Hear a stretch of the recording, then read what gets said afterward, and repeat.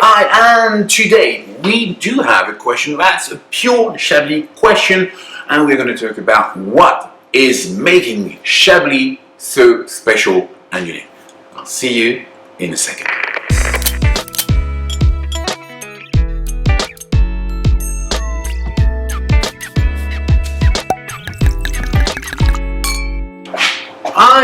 Welcome to S.Chablis. I hope you had a wonderful week, a beautiful weekend if you're in France. And we're Monday, so there's probably not much to do as many shops are closed. I'm here. Indeed, today, a very precise question on Chablis from Isaac. What is making Chablis so special and unique? Well, Isaac, I'm going to base my answer on what we call terroir, and I'm not sure everybody has a good definition of what terroir is. Here's mine. I'm not saying it's good. I feel it actually answers the question of what a terroir is.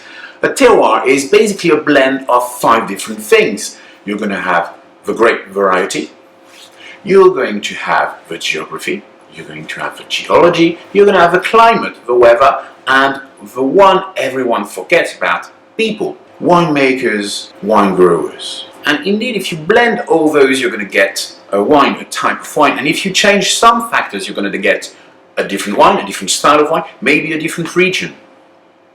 So that's why I always give an answer about Chablis basing whatever I'm going to say on terroir. But let's get to terroir in Chablis and what is so special about that terroir. So first of all, the grape variety. With what we call Chardonnay. That's the easy answer. It could be a bit more complex, but the easy answer is Chardonnay. And we only use Chardonnay, and we only make white wines in Chablis or with the Chablis appellation name. Second factor is going to be geography. And you know that Chablis is really high up north in Burgundy, and for that matter in France. So that's going to have an impact on what we're going to talk about later, the climate. But what I'm talking about with geography is where are the vines, where are the grapes? And you're going to see that probably, if I try to make it easy to understand, Petit Chablis are going to be on top of hills, where Chablis are going to be on hillsides. Premier Crus, or Chablis Premier Cru, is going to be on basically the same hillside but facing south, southeast, southwest, where the Grand Cru is really facing south, but Blanchot facing east, and where the Quiméridien is going to be very close to the surface. And that's an amazing link to geology. You've heard the word Quiméridien, and we're really attached to that word and what it means. Of course, I'm going to talk to you about limestone, I'm going to talk to you about clay, but Quiméridien is really the rock that embodies Chablis. And indeed, that rock is actually compacted tiny oyster shells. So when I talk about minerality in the wines of Chablis, I really link it to this 155 million years old rock. Then we are going to talk about weather. And well, you've probably seen some information about weather in Burgundy and basically in France with frost. Let's say, and you can take a note because that's a notion that you can use in dinners again, that Chablis is under what I will call a semi-continental weather with an oceanic influence. What does it mean? It really means that we are going to have cold winters, which is good. We might have some snow, which is even better.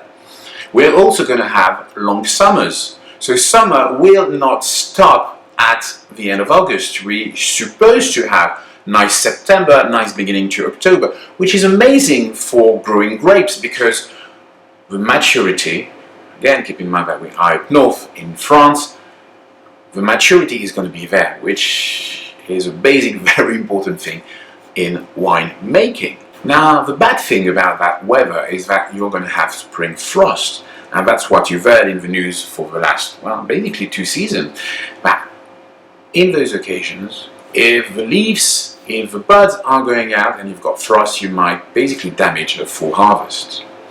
The good thing about Chablis is that we know we might have those conditions, so we are kind of prepared for mild spring frost. And this year it was actually quite hard, so we're going to have to wait and see.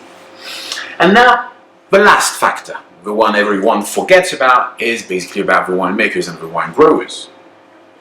Because every one of them is going to have his or her own ways of seeing Chablis. So the style might be different from one winemaker to another, so you're going to get different wines each time.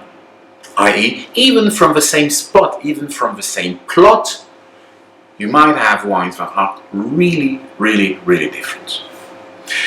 There you go, Isaac. I hope that answered your question. If on your side you've got other questions, it can be about Chablis, it can be about business, it can be about Burgundy, it can be about wine, it can be about restaurants, it can be about anything.